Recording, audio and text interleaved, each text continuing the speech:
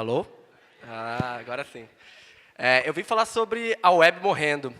É até engraçado, acho que todo mundo sabe, mas esse slide eu acho que ele é obrigatório toda vez que você fala sobre internet, que é o nosso querido Tim Berners-Lee, inventor da internet, e ele deu esse presente pra gente, porque eu gosto, tem um tweet de alguém que fala que é o maior software não proprietário que existe, é a internet, é a web. É diferente até a internet e web, então é a web. E o Tim Berners-Lee foi o responsável por isso e ele deu esse presente. A hora que ele colocou isso no mundo, ele simplesmente falou, cara, isso não vai ser proprietário, é de todo mundo. E essa web, ela tá ameaçada. E é muito interessante, assim, que até é um pouco nostálgica essa apresentação, que eu até me lembro que, quando eu era criança, a minha mãe falava para mim, sai da internet. Se eu falar isso hoje para vocês vão ficar loucos, né? Como que sai da internet? É impossível sair da internet. Tipo, ela está em todo lugar. E antigamente a gente saía, a gente desligava, né? A internet acabou, agora eu vou fazer outra coisa. E eu estou desde o começo da internet, né? Esse sou eu. Eu não tinha uma foto, daí eu tive que improvisar, mas sou eu lá fazendo... Eu nasci em 91, acho que eu sou mais novo que alguns, mais velhos que outros, mas eu sou a primeira geração que nasceu com a web. A web nasceu em 90, em 91 eu já vivia esse ambiente. Claro que eu sou um pouco da geração híbrida, né, que pegou essa transição, mas eu vivi cada momento. E isso é muito curioso, porque hoje, se eu for, agora com toda essa movimentação política que o país está passando, eu fui ler lá algumas coisas de Constituição, algumas emendas, e aí tem emenda de 88, lei jurídica de 64, umas coisas bizarras que você tem que ir pesquisando. E eu comecei a pensar na web, e eu sei de cor, cada coisa, cada movimento, cada etapa que foi passando. Eu lembro até hoje quando a gente comemorou que o Chrome, em 2011, agora é o browser mais usado, e não mais IE e nada, sabe? Então, tipo, eu lembro desse momento. E eu estava lá em cada desses momentos. E é muito interessante que eu quero contar exatamente isso um pouco para vocês. E começando em 94, eu selecionei algumas datas importantes. E 94 eu acho que é uma data que, além do Romário estar brilhando na Copa do Mundo, a gente tinha a Amazon. A Amazon foi para o ar em 94 e o que ela fez? Ela definiu para o mercado que sim, a internet pode ser rentável. Até antes era um ambiente de pessoas experimentando, e em 94 a Amazon falou, não, cara, dá para ganhar dinheiro aqui. E aí começou a crescer os olhos com a menina internet, né, com a menina web. E também tem o GeoCities. O GeoCities também foi fundado em 94. Acho que todo mundo, quem é mais antigo, viveu isso aqui, essa época de ouro. E eu acho muito bom, porque tem um Tumblr que ele tem esse nome maravilhoso. 1 terabyte of kilobyte age. Então eles chamam essa era de kilobyte, que gerou 1 terabyte de conteúdo. E é muito bom que se você for no Pirate Bay, você encontra um torrent para você baixar esses 1 teras de todos os sites de GeoCities liberados. Então é uma aventura. Quem quiser pegar esse retrô, essa época maravilhosa, que não dá nem para dizer, né? Foi muito bom. Só sei sentir. 98 eu tive que comentar, eu coloquei isso agora no slide porque surgiu, né, o que vai ser provavelmente quem vai dominar o mundo. Então, em 98 surgiu o Google com o PageRank. Então, ela vem com essa grande inovação de algoritmo, dos crawlers na web.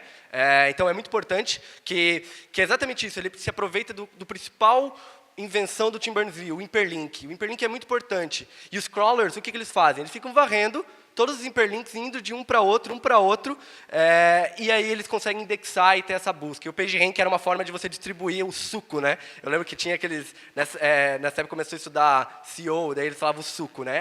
O site dá um suquinho para o outro site, que dá um suquinho para o outro site, tem sites que tem mais suco, os outros não têm menos suco. Era ótima as explicações. Em 2000 tem a American Online, a AOL, se vocês não lembram da AOL. Ela vem com seus discadores. E 2000 é uma coisa muito importante, porque a AOL ela foi comprada pela Warner. E aí foi o primeiro grande negócio que a gente teve de uma outra empresa, de uma outra indústria querendo entrar na internet. E aí eu quero fazer um parênteses aqui, vou voltar de 2000 para 1910, que em 1910 começou a surgir a indústria de filmes. E a indústria de filmes, ela era o quê? Ela era uma indústria independente. Antes de Hollywood, a gente tinha vários teatros, e esses teatros eram eram distribuídos, e aí o cara, o dono do teatro decidia, vou passar esse filme, vou passar esse aqui é produzido. Era independente, você não tinha uma comunicação entre eles, né? Eles exibiam o que eles queriam. E aí você tinha, esses 3 grandes estúdios estavam com problema de distribuir os filmes deles, porque eles falavam, porra, eu quero distribuir mais meus filmes, eu estou gastando bastante, quero distribuir mais. E esses 3 grandes estúdios se juntaram, idealizado pelo Adolf Zukor, que era o dono da Paramount. Ele juntou esses 3 estúdios, juntou uma grana gigantesca, que na época acho que era 10 milhões, não sei converter, mas eram 10 milhões de dólares, e começou a construir os próprios teatros e comprar outros teatros. Por quê? Porque ele ficou dono do quê? Do meio de produção dos filmes e da distribuição. Então, agora, ele tinha total controle da indústria. Era exatamente isso que ele foi fazer, esse era o plano dele, e ele conseguiu. A ponto de que, em 1930, foi alguma coisa assim, 1948, os Estados Unidos entrou contra a Paramount Pictures. Significa o quê? A Paramount Pictures fez um monopólio. Ela conseguiu controlar toda a indústria de cinema e manipular isso. Então, agora sim, se você quer distribuir um filme, você tem que fazer com a Paramount Pictures, ou com os atores da Paramount Pictures. Ah, não, se você quer só produzir alguma coisa, não, você vai ter que pedir licença porque ela também distribui. E aí os Estados Unidos interviu e foi criada essa lei de antitrust, que é uma lei para evitar esses monopólios. E aí eles decidiram que a Paramount tinha que se separar em 2 empresas, foi uma grande disputa. Mas é a primeira vez que você tem um Estado entrando contra, né, uma empresa exatamente por isso, por causa de monopólio. E monopólio é muito importante, até fazer por que é assustador quando alguém consegue controlar tudo? Imagine que a gente tem, sei lá, o monopólio da água, né? Alguém agora que tem uma empresa privada que vai controlar a água e o Estado não vai interferir nisso. Cara, eles podem falar assim, não, a gente vai cobrar tanto. Ah, não, eu não posso pagar por isso. Beleza, você não tem. E a hora que eles quiserem fechar e falar assim, não, ninguém vai ter. Eu vou criar escassez para depois vender mais caro, eles podem. Por isso que monopólio é muito perigoso. E é por isso que a gente tem várias leis, várias formas de o Estado intervir para tentar evitar isso. Porque, às vezes, o próprio, nesses bens públicos, né, que a gente chama, o mercado não consegue se regular. É basicamente isso. Claro que a gente tem o comércio, o livre mercado, mas em algumas coisas essenciais, a gente precisa do Estado. E aí, qual foi o plano da Warner? Distribuir 25 milhões de CDs. Por quê? Porque eles queriam controlar o acesso à internet. Porque se você controla o acesso, é a mesma coisa que eles já tinham feito com os cinemas. Opa, eu tenho controle agora de quem vai poder, de quem não vai poder fazer.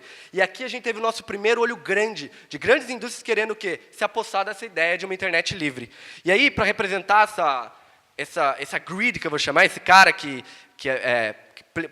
luta pelos privilégios, que ele só quer os privilégios para ele e tal, eu vou colocar esse cara aqui que representa muito bem isso, que é o nosso querido Temer. Ele representa exatamente isso. Essas corporações, essas pessoas que querem lutar só pelo... que a democracia só se convém em alguns momentos e não sempre. Então, esse foi o primeiro momento que a gente teve esse tipo de pessoa olhando grande para a internet. E sorte que foi o que essa ideia de CDs distribuídos foi péssima, ninguém aceitou e ele foi embora. Graças a Deus, a gente saiu desse problema. Em 2005, outra data muito importante, pulando um pouco, a gente teve o AdSense. O AdSense foi fundado em 2005, então teve aquela explosão de blogs, gente ganhando dinheiro pra caralho, cacete. Ganhando dinheiro, que eu ficava tinha até o Curitiblogs, eu sou de Curitiba, e o pessoal tinha uns caras lá que ganhavam muita grana, eu falava, meu, vou entrar nisso. Até hoje eu consegui ganhar $120 no AdSense, desde aquela época, 2007 eu entrei com blog, eu tô com 120 agora, mas um dia eu vou conseguir sacar, porque eu preciso chegar a 150, eu acho, uma coisa assim. Mas um dia eu saco. E aí teve esse AdSense, essa explosão, e aí a gente começou a ter a explosão dos trackers, né? Agora que a gente tem uma publicidade direta ali, agora tracker pra caramba. E aí, isso é uma coisa muito curiosa, porque eu não entendo por que nós, desenvolvedores, fizemos isso. E eu acho que vocês são a plateia perfeita para essa apresentação. Share no Facebook, share no Twitter, aqueles negócios que a gente colocava, e ainda coloca, por que a gente põe? Ninguém usa. Aquilo lá só é um tracker para o Twitter saber que você visitou aquela página. Aquilo lá deixa muito mais grande o seu site, porque carrega. Por que a gente usa aquilo? Ninguém, todo mundo, como é que você compartilha uma URL? Você vai lá, copia, cola e manda para o seu amigo. A gente não usa aqueles botões de share fácil. Eu não entendo por que a gente usa aquilo, e é tipo um mal nocivo para o nosso site gigante. E nós, como desenvolvedores, colocamos. E isso é um ponto que, durante essa história, assim, eu vi acompanhando e a gente vê essas evoluções e esses momentos, né, que eu posso decidir, eu posso fazer alguma coisa, eu posso ter uma opinião. Né? Em 2008, também, um marco bem importante que, outra vez, 2008 foi o lançamento do iPhone. E o iPhone lançou junto com a AT&T, né? Foi lançado junto, e aí tinha um esquema que a AT&T fez no contrato, que o Skype também foi, acho que no final de 2008 o Skype lançou o app, você não podia fazer ligações usando a rede 3G e Edge lá do 2G deles, só na Wi-Fi. O Skype só podia funcionar com ligações na Wi-Fi. Tipo, era um monopólio de você ter uma plataforma fechada, aí você tem um contrato com uma grande empresa e eles colocam essa regra, você não vai poder ligar do Skype se não for o Wi-Fi. E aí, de novo, né? Sendo que a AT&T já tinha sido processada também por aquela lei antitrust nos Estados Unidos por monopólio. Porque a AT&T, se vocês não sabem, ela é a Bell Systems, né? O Alexander Graham Bell fundou ela com o telefone, e aí ela virou, aí foi fundada a Bell Systems, e a Bell Systems virou a AT&T. Então, mais uma vez, uma grande corporação de telecomunicação querendo colocar o olho e roubar a internet livre para todo mundo. E aí também, mais uma vez, aparece o nosso querido amigo com os olhos ali, com greed, né, querendo a internet para eles.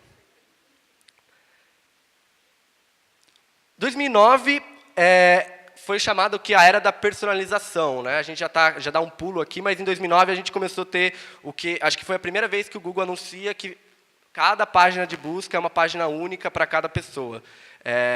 Eu não sei se todo mundo aqui já ouviu falar da bolha de filtros, do conceito. Quem não ouviu falar? Tá, então eu vou explicar. Isso é muito importante, que é exatamente isso que a gente já está vivendo hoje. Assim. Em 2009 começou essa ideia de personalização, e o Lee Pariser, ele é muito importante, que ele foi o primeiro cara a denunciar isso, que os algoritmos começaram a criar um filtro. E esse filtro, ele confirma viés. Né? Então, assim, eu vejo só notícias com fora Temer. E aí eu vou lá na minha timeline, eu só vou ver coisas fora Temer, e não vou ver, por exemplo, argumentos a favor do Temer, porque o meu algoritmo ele encara isso desse jeito. Ou, por exemplo, eu não estou envolvido em política e eu só estou dando like em questões de vídeos engraçados, vídeos das Olimpíadas. E só começa a aparecer isso. E aí eu fico numa bolha que eu já não sei mais quem está falando, eu já não vejo a opinião contrária de um amigo, e isso tudo porque é um algoritmo agora que controla o que você quer, o que você gosta, e ele não controla personalizadamente para você, ele te coloca num grupo e fala assim, ó, o Zé é branco, heterogêneo, ele gosta disso, e ele me coloca nessa caixa e começa a me exibir esse tipo de coisa. Então, foi um alerta gigantesco para esses algoritmos. A gente tem que começar a cuidar quem está controlando esse fluxo. Né? Porque antigamente a gente tinha uma mídia, que teoricamente fazia uma curadoria, mas agora eu também tenho esse robô fazendo uma curadoria para mim e me bloqueando. Depois a gente vai falar mais sobre isso. E aqui tem um texto exatamente isso, foi um trabalho que fala exatamente sobre isso, foi o meu trabalho acadêmico que fala sobre essa bolha de filtros, quem quiser ler depois. Mas a gente vai falar mais um pouquinho depois. 2011,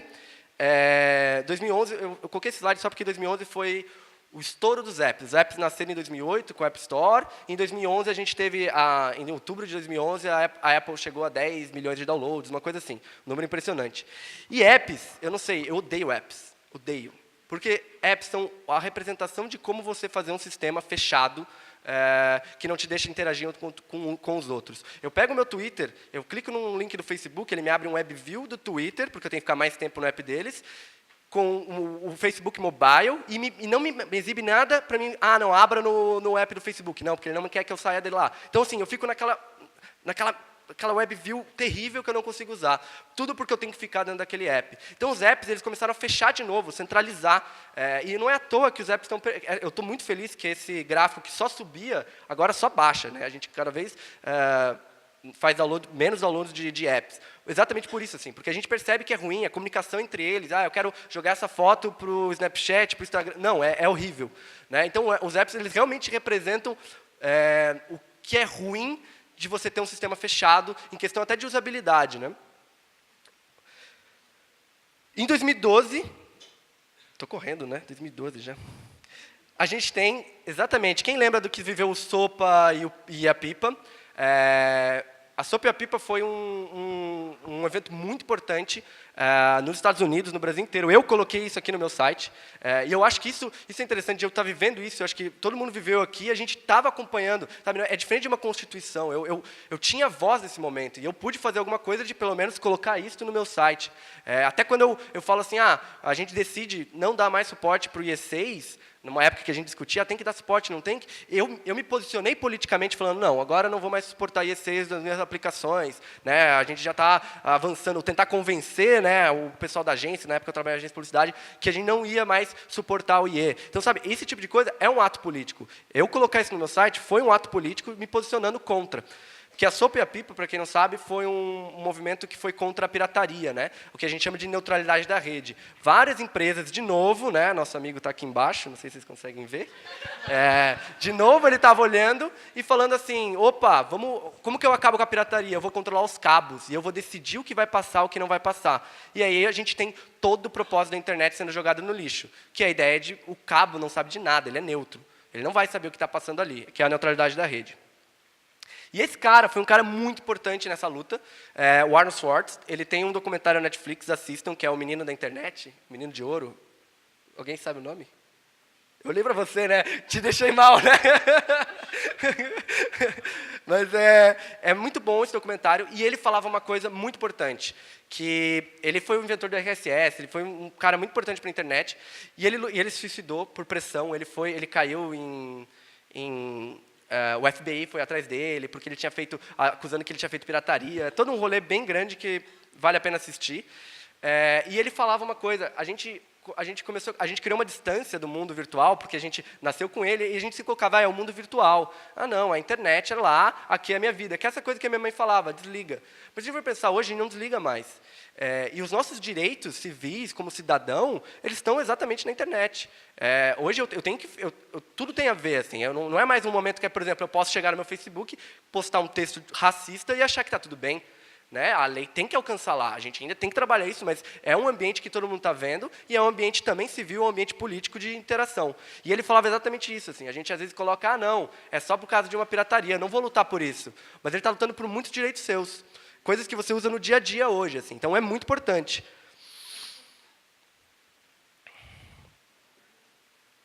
Em 2014, vocês lembram disso? Caraca, isso aqui mexeu, hein? Mexeu na internet. Isso é muito bom, né? Porque acompanhando, você lembra, cara, eu estava fazendo essa apresentação, eu estava me divertindo, né? Tipo, vendo data, acompanhando, vendo o que eu estava fazendo na época, me decepcionando com a minha vida, mas estava ótimo. Mas a gente vai em frente, que isso que importa. E aí, esse foi um bug que descobriram, que teoricamente não foi comprovado, mas era um dos bugs que a NSA usava para espionar todo mundo. Que era um bug sabido, um backdoor, que quase todas as aplicações estavam totalmente inseguras. E aí vem esse cara também, num gesto nobre pra caramba, falando assim, galera, fudeu, vocês estão sendo vigiados o tempo todo. A gente dando aquele passo para a internet das coisas, a gente já falando assim, cara, agora a internet vai estar em todo lugar, e a gente não sei o quê, e alguém vem e fala, mas está sendo tudo vigiado, tudo está sendo monitorado, está sendo guardado, todos os trackings que vocês colocaram no site, todas aquelas coisas que vocês fizeram de colocar agora um Twitter aqui, um widget aqui, eles pegaram tudo, a gente sabe o perfil de cada um de vocês, a gente vai conseguir colocar a câmera e vai conseguir identificar, e aí a gente começa a falar, epa, mas quem está controlando isso? Porque, novamente, o problema é, quando isso está na mão de uma pessoa, de um grupo privilegiado, isso é perigoso, porque ele pode usar isso da forma que ele quiser. E até agora eu acabei de ler uma notícia que o Dropbox, agora, de novo, acabou de vazar um monte de coisa e parece que várias empresas que usavam Mac, especificamente em Mac, parece que teve um backdoor na aplicação do Dropbox. Depois eu tenho que ler direito, mas eu acabei de ler no Twitter ali, alguém me mandou.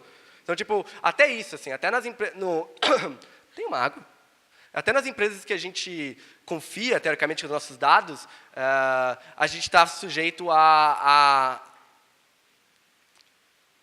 eu ia falar cair em desgraça, mas não, a ser hackeado, a ter esse tipo de coisa. Então, é realmente uma preocupação e a gente tem que estar sempre monitorando, ali do lado, tá perto, acompanhando e cobrando. Porque uma vez vazado, a gente já pode perder a confiança na empresa e talvez a gente tenha que mudar. Porque me prometem segurança, né? E isso também é muito bizarro, porque 80% do nosso tráfego hoje ele é concentrado nesses 5 sites aqui do Alexa. Google, YouTube, Facebook, Baidu, obviamente, né? Yahoo. A China é grande, gente, tem muita gente lá.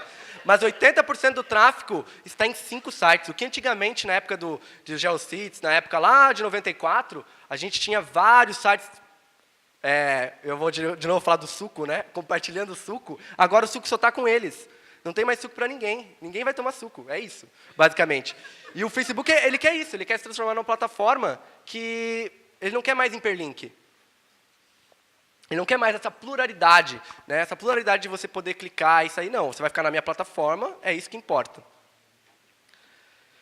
E 2016, falando em Facebook, 2016, o WhatsApp acabou de lançar essa nota, que eles falam que agora eles vão usar os dados do WhatsApp para sugerir amigos, vão te usar dados do WhatsApp para te indicar propaganda, para fazer tudo o que eles gostam de fazer com dados, que é, né, essas coisas. E aí, em 2012, eu lembro desse anúncio, quando o WhatsApp foi logo comprado, o WhatsApp falou, não, a gente é uma empresa séria, a gente só quer fazer mensagem aqui, ó, a gente só vai trocar mensagem, a gente não vai ter ads, o Facebook não vai colocar agora a mão na... Eu lembro disso também, estava não, eles não vão colocar a mão na nossa base de dados, está tudo bem, gente, continua usando normal, o Facebook nem influenciou. Aí, em 2016, opa, agora a gente já converteu tudo, né? É que o banco de dados era grande, agora converteu tudo. Aí tá aí, agora eles estão falando exatamente isso que eles vão usar e é para o nosso bem. É para o nosso bem, gente. Eu não sei vocês, mas eu já estou no Telegram faz tempo, já esqueci do WhatsApp. E isso é uma coisa também importante, assim. Quando eu escolho um serviço, eu estou fazendo um ato político. Eu estou escolhendo o Telegram. Por quê? Por essas razões. Eu não estou escolhendo o WhatsApp por isso, por essas razões. Eu acho que essa moda de isentão não existe, né? A gente, mesmo sendo isentão, a gente está fazendo um ato político. Ah, não me importa isso. Mas a gente está. E quando a gente fala de internet, todas essas ameaças, a gente tem que se posicionar sobre. Isso também por que todos esses ads, por que tudo isso? Isso aqui é de uma série muito boa, assistam, How to Catch Fire. Aí só tem, e até a série fala isso, né? Que a menina está reclamando lá que eles atingiram 100 mil usuários, show. Quem tem startup sabe disso, a gente comemora, mas o que importa realmente é o tempo que eles ficam, né? Tipo, quem nunca tem 100 mil usuários e 2 ativos apenas, né? Aconteceu na minha startup. Mas é exatamente isso. Então, e aí o que acontece? Todas as métricas, todos os esforços são para deixar você mais tempo online. Autoplay, para você tipo se irritar e ficar, não, mas está tocando, vou assistir aqui. Tudo é feito para ficar mais tempo. E o YouTube, ele faz isso e é meio bizarro, porque assim, eu vou no YouTube, toda vez que eu sinto que eu estou meio burro, assim, tipo, tá faltando conhecimento da minha vida, eu vou no YouTube. Calma, gente. Mas aí porque tem muito canal foda no YouTube. Tem muito canal bom no YouTube. Tem muito canal bom no YouTube que ensina coisas, que fala várias coisas legais, muitas coisas, e eu vou exatamente procurando isso. Só que como eu vou para estudar no YouTube, o meu lugar de lazer é em outros lugares, no YouTube, eu não vou conseguir ficar tipo, muito tempo estudando, né? Então ele sempre fica dando ele dá uns pop-upzinhos assim, do nada aparece uma indicação de um vídeo de comédia. E eu fico, por que isso está aparecendo? Eu não vi nenhum vídeo engraçado. Mas ele fica colocando porque esse é o que mais dá audiência para ele em questão de tempo de usuários. Os tempos de usuários que mais ficam é os que vêm vídeos engraçados e de comédia. Então ele fica toda hora, opa, mas não quer ver esse, não quer ver esse, não quer ver esse. Porque ele não está importando comigo como, o José vem aqui para aprender. Então vamos mostrar várias coisas para ele aprender, para ele voltar. Porque o mais importante para mim é ele continuar vindo, porque eu quero criar essa relação. E mesmo assim, que ele fique 30 minutos, eu sei que ele sempre vai ficar 30 minutos. Não, ele só quer que eu fique mais tempo. Essa é a única métrica que importa para ele. E toda a nossa indústria está baseada nisso hoje. Né? Por quê? Por que mais tempo? Para você ver mais campanhas de publicidade. O AdSense lá de 2005 resulta nisso. Mais campanhas de publicidade, cada vez mais. Então, tudo. A gente já contrata pessoas pensando, pô, esse cara é um psicólogo que sabe fazer as pessoas ficarem mais tempo online. Tipo, é isso. As pessoas contratam nesse sentido. E aí, por isso que a gente tem essa pressão de algoritmos personalizados, não algoritmos em ordem cronológica, porque algoritmos personalizados fazem você ficar mais tempo. Então, lá em 2009, quando a galera começou a colocar essa bolha de filtros, essas coisas, é por quê? Porque a gente gosta de ler, gosta de ver coisas que confirma a nossa opinião. Então, vou ler milhões de textos que estão falando a mesma coisa, porque toda vez que vem um texto contrário, eu já fico meio, não, pera aí, li, mas eu dou uma saidinha do computador, pronto. Não, eles não querem isso. Então, continuam personalizando. O Twitter sofre uma pressão enorme dos acionistas para colocar feed personalizado, porque aí ele pode colocar mais publicidade. Eles estão resistindo. Mas a pressão é de onde vem o dinheiro do nosso querido Michel Temer, eles têm exatamente isso. Coloque esses algoritmos personalizados. E aí vem o Facebook, que eu não gosto de vocês, cara. Não gosto, porque eles realmente estão matando a web que eu gosto. A web que... A web garota, a web marota, a web moleque, a web feliz, a web de todo mundo. De uma maneira assim que é difícil.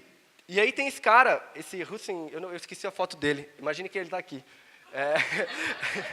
Esse Hussein, ele tem vários textos muito bons e ele ficou preso no Irã. Ele foi um ele é um blogger ativista e ele ficou preso 7 anos e ele foi preso em 2008, eu acho. Foi preso em 2008 e foi soltado em 2015. Faça a matemática. E ele voltou e falou assim, caraca, o que aconteceu com a web? Tipo, ele não acessou na prisão a internet e ele voltou e falou, o que aconteceu? E aí ele escreveu vários textos criticando isso, como a gente perdeu esse poder que a gente tinha dos hiperlinks, de como as coisas, e ele fala exatamente isso nesse coach. Tem vários textos deles muito bons. Que é exatamente isso, assim, o Facebook está matando, ele não quer que você saia do site dele, ele não quer que eu clique e vá ler uma notícia em outro lugar, ele quer criar um monopólio que está tudo ali. Tudo vai acontecer aqui, ele vai conseguir controlar, ele vai conseguir colocar as métricas. Esse foi um projeto que eu fiz no ano passado, exatamente por isso, que era o Hyperlink Battle. Eu fiz com um amigo meu, a gente postava todo dia, de A a Z, a gente postou um hiperlink. A ideia era um hiperlink bom, que fosse incrível, que não fosse de nenhum desses 80% do tráfego da internet. YouTube, Google, Facebook e Medium. Eu não gosto do Medium. Eu já falo por quê. Ele é uma ótima plataforma, mas ele quer monopólio também. Então, já chegamos lá. E aí, esse cara, o David Clarke, ele foi um dos criadores da internet, né? O Tim Berners-Lee da web, ele da internet. Internet em 1960, por aí. Dá para ver que ele está mais velhinho, né? E ele fala, e é muito legal que ele falava assim, na época a gente criou uma dumbnet. O que é dumbnet? Que é exatamente o que eu estava falando para você. O cabo não sabe o que vai passar. Os dados, eu não vou saber. Ele até fala, cara, a gente podia ter otimizado muito mais. A infraestrutura podia ter sido muito melhor se eu soubesse que é uma imagem, que é um vídeo falando sobre isso. Mas não. Se a gente colocasse ideias, né, colocasse formas de fazer isso, a gente daria pretexto para eu começar a controlar o conteúdo, né? Não só o formato, agora vamos controlar também o conteúdo. Isso é um perigo. E aí, essa é a fundação, assim, realmente ter um cabo nulo, que aí pode passar qualquer coisa. Então, permite ela ser aberta, e permitiu toda a inovação exatamente por isso, assim, porque ela não tinha limitações nesse ponto.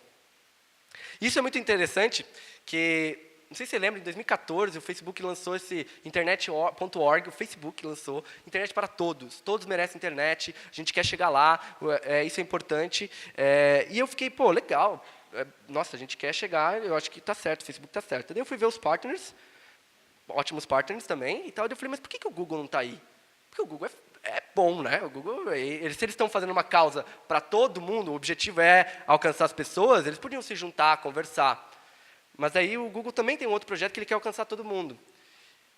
Porque quem controla o acesso, quem controla a forma de que a pessoa entra, pensa, não, a internet.org chegou neles e tal, mas é via Facebook, via Google. Então, eu tenho como ele está acessando. E esse é o controle que a gente tem que ter medo, quando eles começam a controlar como a gente acessa. Que é o mesmo caso da UOL. Eles queriam ceder para todo mundo por causa disso.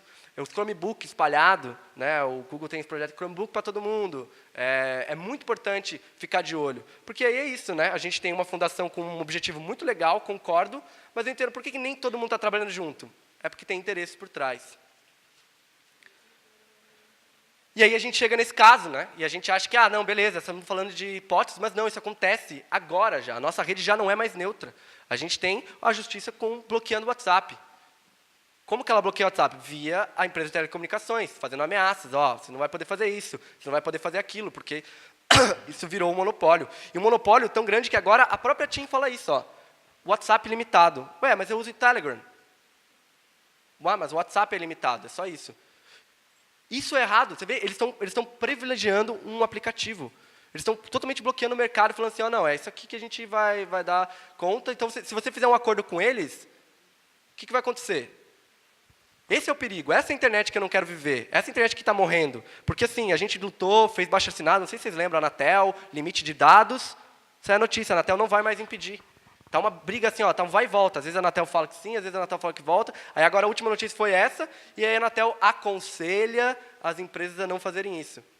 Não, a gente precisa do Estado aqui. A internet é um bem público. Se a solução é colocar o Estado, eu apoio para regulamentar. A gente conseguiu com o Marco Civil. O Marco Civil foi ótimo. Mas e aí, estão pisando no Marco Civil. Isso aqui é totalmente contra o Marco Civil. Foi uma luta aqui em 2012, 2013, 14, o Marco Civil. Ninguém mais ligando para o que foi escrito naquele documento. E aí eu digo, a web precisa de vocês. Precisa de mim. A gente é desenvolvedor.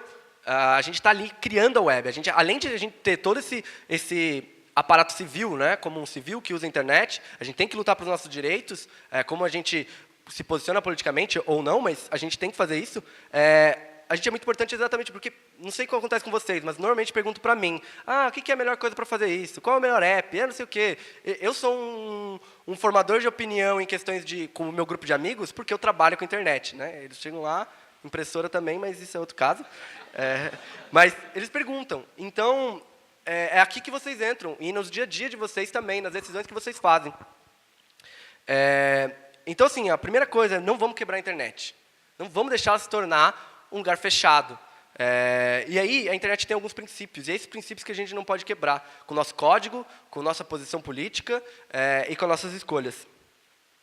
E o primeiro, que a internet é universal. O Tim Berners-Lee deu a internet para o mundo, ele chegou assim, tá aí, para ela atingir todo mundo. E aí, isso foi Londres 2012, o Tim Berners-Lee saiu, ele foi o cara lá que falou em 2012, e daí o painel, eu lembro disso que me arrepiei até. Era a abertura dos Jogos Olímpicos de 2012 em Londres, e apareceu Internet for Everyone. Cara, aquilo foi tipo, é isso, sabe? A internet é para todo mundo usar, ela é um bem público. E aí, quando a gente fala de universalidade, a gente fala de acessibilidade. A Thalita Pagani já fez toda a parte de código perfeitamente aqui. É isso que você tem que seguir, porque você tem que deixá-la acessível, todo mundo tem que acessar. E quando a gente fala acessível, por que performance também? Performance a gente discute muito, e não sei o quê. Tem que lembrar que a gente não tem uma infraestrutura perfeita. Às vezes a gente faz performance por performance, mas a ideia eu estar no meu 3G aqui e conseguir acessar um site, conseguir fazer alguma coisa. A ideia de todo esse offline que o Du falou é exatamente isso. É permitir que eu tenha algum ambiente ruim e possa, porque nem sempre a internet chega em alguns lugares. O Brasil é ótimo por isso, porque país grande, a gente tem lugares que a gente tem 3G, mas não é 3G, né? Sei lá, tem uma barrinha, não carrega nada. Mas tem outros lugares ainda que a internet não chegou direito. Ela está via rádio. E lá tem até, acho que foi na Zâmbia, eles criaram um bot que você manda uma mensagem, ele busca na internet e retorna texto. Porque lá eles não têm a quantidade, tem que só o texto, então eles não têm para renderizar a imagem, nada. Eles criaram um bot para isso, porque é a única forma de eles conseguirem fazer pesquisas. Então é isso, assim, é importante pensar nisso e pensar em todos esses pontos, né? E aí, voltando ao AdSense, à publicidade, isso aqui é um screenshot do Brave. O Brave é um novo browser que estão criando agora, que a ideia dele é não renderizar publicidade e trackers. Ele meio que coloca isso, assim, a gente, antes de isso ir para o DOM, ele já bloqueia. E ele fala, olha o quanto que a gente gasta, isso aqui tudo, que é para carregar exatamente publicidade, carregar o tracker, analytics, as métricas, aí carrega lá o AdSense, carrega lá kilobytes de Twitter, Facebook, widget, tudo isso E aí, o que a gente acabou de falar de princípio para a gente se esforçar, faz performance, optimiza cache, vai tudo embora, né? Tipo, por causa de publicidade, por causa de uma escolha nossa, às vezes. Eu sei que algum analytics a gente precisa, tem coisas, mas às vezes é tipo, algumas coisas que eu estava falando exatamente desses trackers, de Twitter, de share, a gente que escolheu pôr. No máximo uma pressão que aí você tem que chegar lá e falar, não vale a pena, ninguém compartilha. E a gente fez isso, eu lembro que numa agência a gente colocou, o cliente pediu e a gente mapeou. 3 pessoas clicaram naquele link. Tipo, sei lá, teve 800 acessos, 3 pessoas. Mas o compartilhamento foi maior. Mas é porque as pessoas colam e copiam e colam a internet. A internet, ela tem uma interface já, as pessoas já sabem usar. E a gente tenta forçar. E eu não sei por quê, gente, eu não sei por que a gente coloca essas coisas. Eu sou muito puto com isso. Porque não faz sentido. Porque eu muito imagino que, sei lá, foi lobby. O Twitter chegou e começou a falar assim, põe esse tracker aqui, share, ou venderam que nem a Apple. Isso é novo, gente, isso aqui vai ser mundo, mas na real eles estavam usando todos esses dados para coletar informações do usuário, apenas para isso. Outra coisa muito importante, disponível é diferente de acessível. Principalmente site do governo, isso aqui é até um pessoal que está fazendo um projeto de data science com os dados do governo, você tem 2,6 GB numa planilha do Excel. Você baixa isso, você vai abrir na sua máquina, você não vai conseguir. O conteúdo não está acessível, ele só está disponível. Você tem N maneiras de disponibilizar isso, e você disponibiliza desse jeito. Ou, não, beleza, você pode conseguir, mas você tem que vir com HD aqui, buscar. Tá, o conteúdo está disponível, mas não está acessível, não é transparente. E é isso que a gente tem que cuidar. Isso é desde quando você está fazendo a sua aplicação web, onde o usuário vai baixar os dados, né? Porque os dados são do usuário, não são da sua aplicação. Aí você coloca de um formato escroto ou esconde o link, você está deixando só disponível para falar, não, fiz minha parte. Mas você não está ajudando a internet a ser melhor, a voltar a ser aquela internet moleque que a gente gostava. CPF para acessar a internet. Que porra é essa? Desculpa, Farotel, mas gente, é foda porque o passaporte, sei lá, documento, eu não posso usar, então, é isso. Eu sou bloqueante. Isso é muito importante. O que a gente tem de formulários gigantes para mim poder acessar a internet num café. Aí depois a gente quer, não, inovação, a internet traz inovação, eu consigo pegar geolocalização aqui, aí já me dá um pop-up, tanta coisa legal que dá para fazer, mas não tem internet no local, porque a gente não consegue contar com o nosso 3G, e a gente também não pode contar com a rede do lugar, porque ela tem N coisas para cadastrar. Sabe? Isso é realmente bloquear o acesso, né? Outro princípio que também deve ser respeitado, descentralizada. A internet ela é descentralizada para evitar monopólio. É mais ou menos isso a ideia. Assim. Quando ela é descentralizada, lembra a historinha do teatro lá? Teatro, são vários teatros independentes. Você tinha, cada um controlava a sua vinculação. Então, você evitava ter um monopólio. Então, ela é muito importante ser descentralizada. E aí, APIs. APIs são lindas.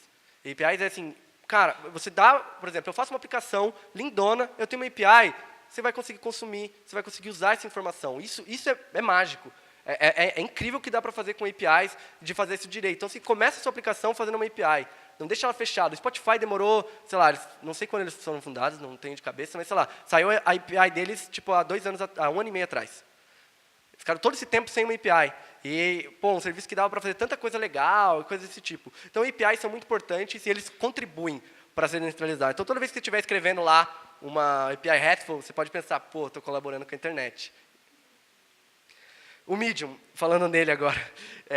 O Medium é uma ótima plataforma, ótimo para texto, ótimo para vínculo, mas eles estão criando um monopólio de todos os textos estarem lá. Então, o que a gente faz? É ruim, a gente não devia usar? Não, a gente tem que só ficar de olho aberto. Que nem lembra o Instagram, quando ele veio com aquela notícia que as fotos são deles, e eles podiam usar em qualquer lugar, aí teve um alvoroço na internet. Aconteceu isso, pessoal, não sei se vocês lembram, mas aconteceu.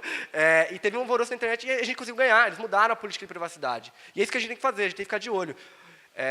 O Medium, no business plan deles, em 2017, eles já vão começar a colocar publicidade em cima do conteúdo. Então, eles vão usar o conteúdo que vocês escrevem para colocar publicidade e ganhar dinheiro em cima do conteúdo de vocês, né? Do que vocês geraram.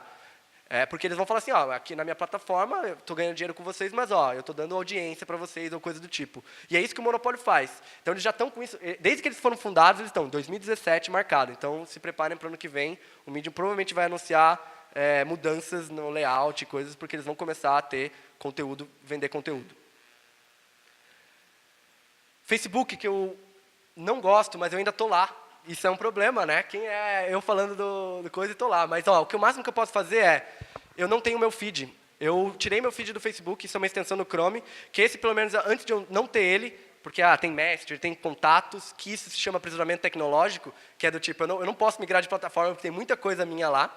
É um conceito bem interessante. Eu não uso feed. Esse é meu ato político aqui. Eu bloqueei meu feed porque é onde o Facebook ganha dinheiro, onde ele quer que eu passe tempo no site. Então, aqui, eu entro, já olho isso aqui, a produtividade vai lá em cima, já fecho, nem fico aqui. Então, é isso. Assim, essa é a minha crítica que eu posso fazer ao Facebook. Feed Eradicator. Mas eu vou tentar colocar vários links ainda nesses slides. Vários. Privacidade. Esse é outro ponto que o Edward Snowden deixou bem claro com a gente. Privacidade é um direito. E a gente às vezes confunde, não estou fazendo nada errado. Mas não é isso. A discussão não é por esse caminho. Você tem o direito de privar seus dados. Você tem que ter essa opção. É isso que é importante. E os dados são seus, não são da empresa, né? Não são da aplicação. Isso é um problema. Porque se você considerar que hoje a gente tem, praticamente o nosso computador é uma janela, né? É um browser, janela, é um browser que você vai lá e está tudo lá, você não tem mais nada armazenado. Antigamente, sei lá, o Messenger armazenava as conversas no seu computador, né? Um TXT lá, uma coisa assim. Hoje já não, está tudo aonde? Na nuvem. Beleza, está na nuvem, mas como eu acesso? Ah, não, só pela minha aplicação. Eu não posso nem conseguir acessar de outra forma. Né? Isso é... O dado é meu. Sou eu dono disso. Sabe? Não é o Facebook que é dono. E aí, tem isso aqui, que é um site maravilhoso, Terms of Service Didn't Read, porque eu também não leio termos de serviços. Mas, como a web é colaborativa, isso é mágico, as pessoas já fizeram um resumo. Então, você tem um resumo de cada um dos termos e uma classe. Ó, perigoso, de boa, verdinho, bacana. Então, assim, já tem essa forma de a gente conseguir, pelo menos, controlar ou saber, né? A gente tá ruim. Nós vamos, pelo menos, entender o que e fazer pressão onde pode. Até essa extensão também que eu uso, ele me identifica todos os trackers. A própria extensão, o site da extensão tem 4 trackers aqui, eu acho ótimo. Podia ser um, né? Se fosse só Analytics, eu ia falar, beleza, Analytics, né? Mas não, ela tem uns caras que eu nem sei o que é. Marketo, não sei que porra é isso. Mas tudo bem, né? Eles me deram extensão, que medo. Mas é uma boa extensão, você consegue controlar e ele consegue bloquear esses trackers que eu estava falando de Twitter e tal. Porque eu quero ter esse direito à privacidade. Eu não quero ser traqueado. Eu não quero que eu entre no site de... Eu não posso falar marca, né?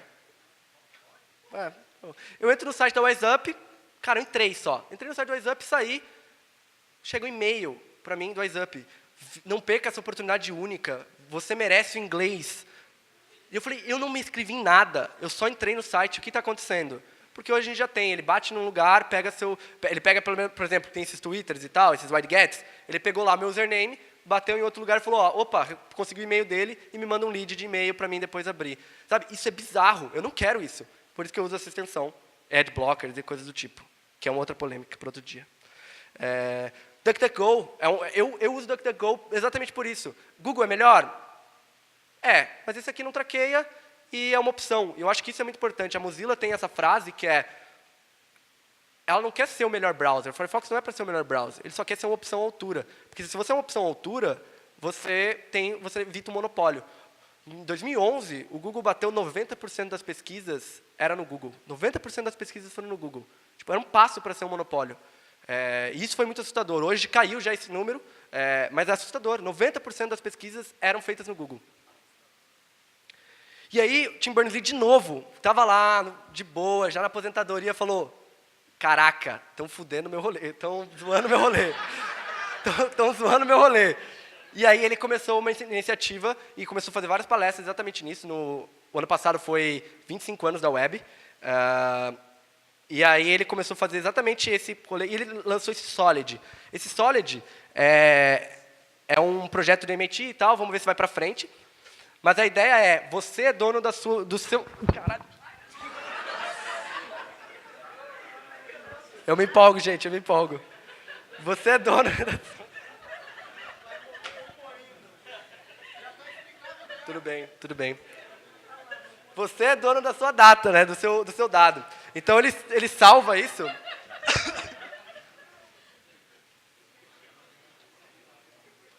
Vou esperar aí. É a web marota, gente. A web marota é assim. Aí você salva o seu dado no seu computador.